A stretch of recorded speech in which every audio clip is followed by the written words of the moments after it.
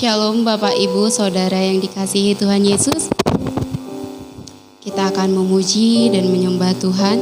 Kita siapkan hati kita, kita bawa roh kita kepada Tuhan, kita persembahkan hidup kita dan kita berikan yang terbaik kepada Tuhan. Bapa yang baik, kami bersyukur Tuhan buat anugerah-Mu kepada kami. Oleh karena kasih dan roh-Mu lah Tuhan, kami bisa ada sampai hari ini. Terima kasih Bapa yang baik. Kami mau berikan hati kami dan hidup kami kepada Tuhan.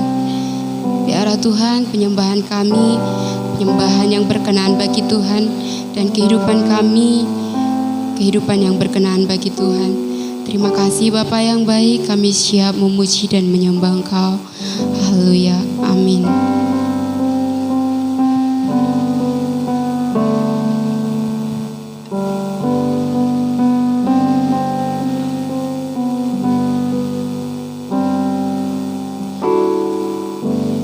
Roh-Mu yang hidup penuhiku, mengalir dalamku.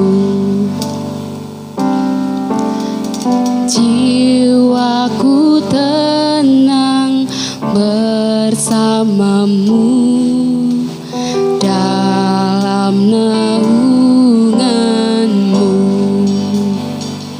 Ku buka hati untuk jamahan-Mu, berserah penuh di hadirat-Mu. Kau ambil alih seluruh hidupku di altar-Mu, menyembah-Mu.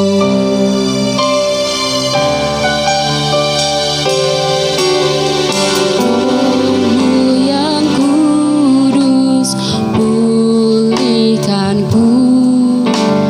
Engkaulah damaiku. Ku hidup oleh anugerah-Mu yang menyertaiku. Buka hati untuk jamahan-Mu, berserah penuh di hadirat-Mu. Kau ambil alih seluruh hidupku di altar-Mu,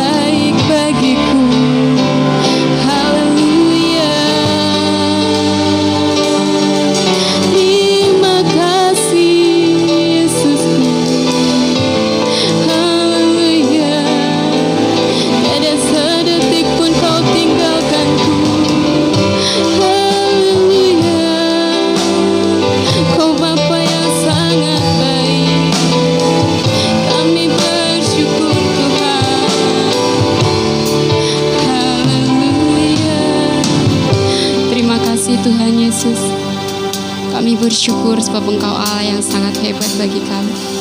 Terpujilah Engkau sekarang sampai selamanya. Amin. Shalom, selamat malam. Selamat bertemu kembali di dalam hari yang ke-7. Dalam perjalanan 10 hari menantikan pencurahan Roh Kudus. Jemaat GBI Purwadadi masih tetap bersemangat, amin. Kita bersyukur bahwa Allah yang kita sembah memberikan roh-Nya yang hidup. Roh yang memenuhi kehidupan kita dan memberkati kita. Pada malam hari ini kita memasuki hari yang ke-7 dengan tema Roh Kudus menolong kita untuk berdoa. Tidak hanya menolong kita untuk berdoa, tetapi Roh Kudus juga adalah jaminan dan materai. Haleluya. Ada hal-hal luar biasa yang tercermin dari kata-kata ini, yaitu Roh Kudus menolong kita untuk berdoa. Roh Kudus yang menjadi jaminan, bahkan Roh Kudus yang menjadi materai bagi kehidupan orang percaya. Mari kita akan berdoa terlebih dahulu sebelum kita berbicara lebih lanjut tentang topik kita pada malam hari ini. Tuhan, terima kasih untuk berkat anugerah Tuhan. Sebentar kami buka hati, kami siap untuk menerima jamahan-Mu. Mari Roh Kudus berkaryalah di tengah-tengah kami, beracaralah di tengah-tengah kami. Sehingga pada malam hari ini roh kami semakin disegarkan, kami semakin mengerti kehendak dan rencana Tuhan. Di dalam nama Tuhan Yesus kami berdoa. Haleluya. Amin. Saya akan mendasari pada malam hari ini bagian yang pertama, yaitu Roh Kudus menolong kita untuk berdoa. Kita akan buka dari Roma pasal yang ke-8. Roma pasal yang ke-8 ayat 26 sampai dengan ayat yang ke-27. Roma pasal 8 ayat 26 sampai 27 saya akan bacakan untuk kita. Demikian juga roh membantu kita dalam kelemahan kita. Sebab kita tidak tahu bagaimana sebenarnya harus berdoa. Tetapi roh sendiri berdoa untuk kita kepada Allah dengan keluhan-keluhan yang tidak terucapkan. Dan Allah yang menyelidiki hati nurani mengetahui maksud roh itu, yaitu bahwa ia sesuai dengan kehendak Allah berdoa untuk orang-orang kudus. Haleluya, sebagai manusia, Bapak Ibu jemaat yang dikasihi Tuhan, kita seringkali diperhadapkan dengan kesulitan dan persoalan. Kita juga sering diperhadapkan dengan kesuksesan hidup, bahkan kesuksesan di dalam pelayanan. Hal-hal itu menyibukkan, hal-hal itu menyibukkan diri kita, hingga kita bisa saja tidak lagi bergantung kepada Allah. Akibatnya kita tidak menganggap berkomunikasi dengan Allah, atau orang sering menyebutnya berdoa, mencari wajah Allah, bukan sesuatu yang penting. Nah, semua kesulitan, tantangan, bahkan kesuksesan bisa menjatuhkan kita. Hal ini membuktikan betapa lemahnya hidup kita. Kita mengajarkan bahwa manusia itu lemah. Untuk itu jadi alasan yang kuat kenapa kita harus bergantung kepada Allah selalu. Dan berdoa adalah sebuah langkah kecil dari kelemahan kita untuk menggenggam tangan Allah yang besar dan tangan Allah yang kuat. Mungkin Bapak Ibu bertanya-tanya, apa sulitnya berdoa? Bukankah kita sejak masih kecil diajarkan, dididik untuk berdoa? Bukankah berdoa perkara yang mudah? Hanya cukup melipat tangan, menutup mata, lalu kemudian mengeluarkan banyak kata-kata, menyemburkan banyak kata-kata permohonan kepada Tuhan. Namun, kenapa kita perlu Roh Kudus untuk membantu kita berdoa? Ternyata berdoa bukan perkara yang mudah. Berdoa bukan semudah melipat tangan atau menundukkan kepala dan menutup mata. Tetapi doa bicara soal hati. Hati yang menunduk, hati yang berserah. Rahasia besar dari doa bukan seberapa indah kata-kata kita. Bukan seberapa banyak permohonan dan pujian kita. Tetapi hal yang indah dari doa adalah sikap hati. Bagaimana hati yang menunduk, bagaimana hati yang berserah, hati yang tertuju kepada Allah. Nah, Dalam keadaan kita takut, kalut, tertekan, gundah dan gulana, bahkan jika dalam keadaan sukses pun, hati kita bisa terjebak kepada keangkuhan, bisa terjebak kepada keadaan hati yang keras. Nah, ketika kita menghadapi hal-hal itu, ketika kita menghadapi keadaan itu, kita menjadi sulit untuk berdoa. Kemudian janji Tuhan di masa-masa seperti itu bahwa Roh Kudus akan menolong kita. Roh Kudus akan membantu kita untuk berdoa, menyampaikan hal-hal yang tidak bisa kita ungkapkan. Roh Kudus menopang kita. Dia membantu kita untuk menyatakan kerinduan yang dalam kepada Allah. Ketika saudara dan saya mulai berdoa, keadaan kita pun mulai dirubah. Cara pandang kita mulai dirubah. Ketika kita berdoa dengan tuntunan dan pertolongan dari Roh Kudus, kita dibawa masuk ke dalam wilayah rohani, di mana Roh Kudus sendiri turut bekerja bagi kita. Nah, kekuatan doa seperti ini hanya dimiliki oleh orang-orang yang percaya, yang mendapatkan pimpinan dan penyertaan dari Roh Kudus. Untuk itu, jangan pernah tinggalkan doa. Bersandarlah kepada kuasa Roh Kudus. Itu adalah poin yang pertama tentang bagaimana Roh Kudus menolong kita untuk berdoa. Selain itu, Bapak Ibu yang terkasih di dalam Tuhan, luar biasanya Alkitab juga berkata kepada kita, Roh Kudus tidak hanya mengajar kita berdoa, tetapi Roh Kudus ini menjadi jaminan. Mari kita buka bersama-sama Alkitab kita dalam Efesus pasal yang pertama, ayat 13 sampai dengan ayat yang ke-14. Efesus pasal yang pertama, ayat yang ke-13 sampai dengan ayat yang ke-14. Di dalam Dia, kamu juga, karena kamu telah mendengar firman kebenaran, yaitu Injil keselamatanmu. Di dalam Dia, kamu juga ketika kamu percaya, dimateraikan dengan Roh Kudus yang dijanjikannya itu. Dan Roh Kudus itu adalah jaminan bagian kita sampai kita memperoleh seluruhnya, yaitu penebusan yang menjadikan kita milik Allah untuk memuji kemuliaannya. Haleluya. Luar biasa sekali janji kebenaran firman Tuhan ini. Roh Kudus disebutkan sebagai jaminan dalam hidup kita. Sebenarnya apa yang dimaksud dengan jaminan dalam ayat ini? Ternyata jaminan dalam bahasa aslinya merujuk kepada pengertian sebuah tanggungan atau sebuah uang muka untuk mengesahkan suatu kontrak atau pembelian. Nah, dikatakan bahwa jaminan ini dari kata Arabon adalah sebuah uang muka. Kalau pernyataan di dalam Alkitab bicara soal jaminan secara tidak langsung, itu adalah bagian yang asli dari si pemberi jaminan itu, bagian kecilnya, agar kita bisa merasakan eksistensi dan kehadiran yang memberikan uang muka ini, memberikan jaminan ini. Nah, Allah memberikan rohnya sebagai jaminan. Dari jaminan ini, dari uang muka kehadiran Allah bagi kita, sebenarnya apa yang kita dapat, apa yang terjamin di dalam pekerjaan roh. Ternyata Bapak Ibu yang pertama, yang terjamin dalam pekerjaan roh adalah penebusan. Adalah sebuah pembebasan dari kutuk atau hukuman dan pemulihan diri kita sehingga kita kembali diperkenan oleh Allah. Selain itu, penebusan juga bicara soal pembebasan total dari segala kejahatan yang terjadi pada kedatangan Kristus yang kedua kalinya.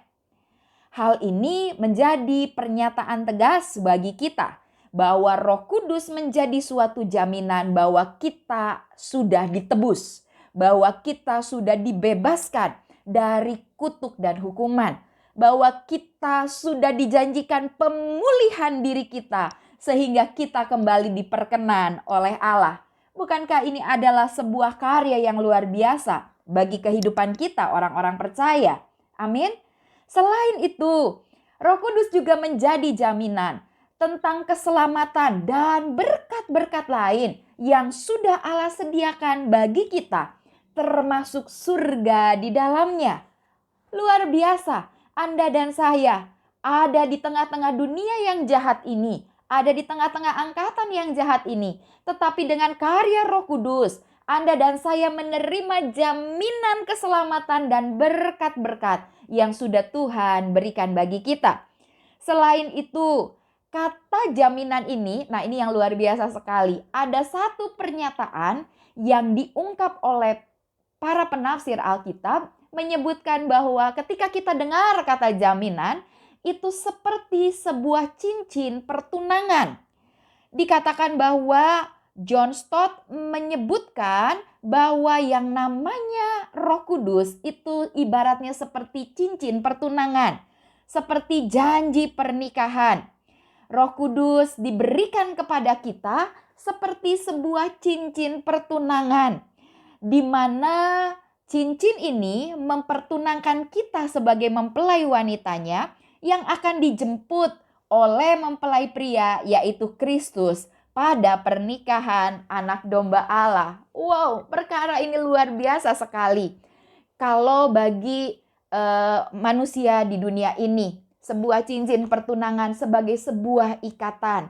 Dan ketika Kristus memberikan rohnya, ternyata ini adalah sebuah cincin pertunangan yang menegaskan bahwa saudara dan saya dan gerejanya satu saat akan dijemput sebagai mempelai wanita dalam perjamuan nikah anak domba Allah. Haleluya, beri kemuliaan bagi Allah kita. Nah, hal yang ketiga pada malam hari ini yang Tuhan bukakan, selain Roh Kudus sebagai penolong untuk kita berdoa, selain Roh Kudus sebagai jaminan, ternyata Roh Kudus juga adalah materai. Wah, luar biasa. Hari-hari ini kalau kita mengikuti hal-hal yang sedang terjadi di media sosial, saudara, materai ini disebut berulang-ulang dengan benda kecil Rp10.000. Sekarang materai sudah tidak ada yang 6.000 ya. Dengan materai Rp10.000 ternyata bisa menyelesaikan persoalan-persoalan. Kenapa demikian? Karena ternyata arti dari materai itu adalah jaminan sifat asli dari sesuatu. Roma pasal 8 ayat 14 sampai 17 menyatakan bahwa kita dijamin di materai sebagai anak Allah. Saudara, kalau saudara bikin transaksi, kalau saudara melakukan pembelian, kalau saudara bikin transaksi perbankan, maka saudara harus membutuhkan materai. Bahkan permohonan maaf pun membutuhkan materai. Ternyata hal ini menunjukkan pengertian bahwa ini adalah sebuah legalitas. Sifatnya asli dari sesuatu, ada jaminannya. Nah, Roh Kudus pun diberikan sebagai materai. Untuk menunjukkan apa? Untuk menunjukkan saudara dan saya adalah anak-anak Allah. Haleluya. Jadi orang yang dipimpin oleh Roh, orang yang dipenuhi oleh Roh, dia sudah dimateraikan untuk menjadi anak-anak Allah. Tidak ada yang bisa memisahkan saudara dan saya. Kalau kita disebut sebagai anak Allah bukan karena kita ngaku-ngaku, tapi karena kita sudah dimateraikan. Roh Kudus sebagai satu pernyataan tegas kalau Anda dan saya adalah sah milik kepunyaannya. Anda dan saya adalah sah anak-anak Allah. Selain itu, pengertian materai juga berbicara tentang tanda kepemilikan. Roma 8 ayat 9b. Kalau kita transaksi beli rumah untuk menegaskan bahwa sertifikat rumah tersebut sudah menjadi milik kita dan orang tidak ada yang bisa tiba-tiba datang dan berkata ini rumahku. Kita tinggal tunjukkan surat pembelian, sertifikat yang ada materainya. Hal ini menunjukkan jaminan keaslian, jaminan kepemilikan. Nah, Roma 8 ayat 9b berkata, saudara dan saya itu adalah miliknya Kristus. Roh Kudus diberikan sebagai tanda kepemilikan bahwa Anda dan saya adalah miliknya Kristus. Dan yang terakhir, apa arti dari materai? Materai ini ternyata bicara soal menjamin keamanan. Nah ini, kalau saudara bikin permohonan maaf, lalu kemudian ada materainya, saudara, ini adalah sebuah jaminan keamanan. Saudara sudah dinyatakan sah meminta maaf gitu ya saudara. 2 Korintus 1 ayat 21 sampai 22 menegaskan bahwa keselamatan kita sudah dijamin. Dengan adanya Roh Kudus hadir di dalam kehidupan kita, maka saudara dan saya punya jaminan untuk menerima semua janji-janji Tuhan. Haleluya. Perkara ini Tuhan singkapkan begitu luar biasa. Bukankah Dia Allah Roh Kudus yang mengerjakan perkara-perkara hebat dalam hidup kita? Saudara dan saya sudah dijamin. Saudara dan saya sudah diberi cincin pertunangan. Bahkan saudara dan saya sudah dimateraikan menjadi milik Allah. Hari-hari ini jemaat Tuhan, engkau orang Kristen, kalau engkau tidak membuka hidupmu, tidak minta hidup di bawah pimpinan Roh Kudus, kita tidak akan dibantu ketika dalam segala kelemahan kita. Saudara belum dapat materai, belum dapat jaminan. Untuk itu jangan keraskan hati. Buka hatimu, terimalah pimpinan daripada kuasa Roh. Mari saya akan berdoa untuk kita semua. Tuhan, sesuai dengan janji kebenaran firman yang Tuhan singkapkan pada sore hari ini, Engkau adalah Allah dengan Roh-Mu yang menolong kami untuk berdoa. Roh-Mu jugalah yang menjadi jaminan dan materai. Hari ini jamah dan lawat anak-anak-Mu yang menyaksikan tayangan ini, agar kami hidup dijamah oleh kuasa Roh-Mu, bahkan kami hidup dituntun oleh Roh-Mu. Terima kasih Bapa, kami bersyukur dan berdoa dalam nama Tuhan Yesus. Haleluya. Amin. Tuhan Yesus memberkati kita semua. Sampai berjumpa besok masih di jam yang sama, jam 6. Saudara, kita akan memasuki hari yang ke-8. Tetap antusias, buka hatimu. Tuhan akan singkapkan apa karya Roh Kudus yang akan dinyatakan di dalam hidup saudara. Tuhan Yesus memberkati.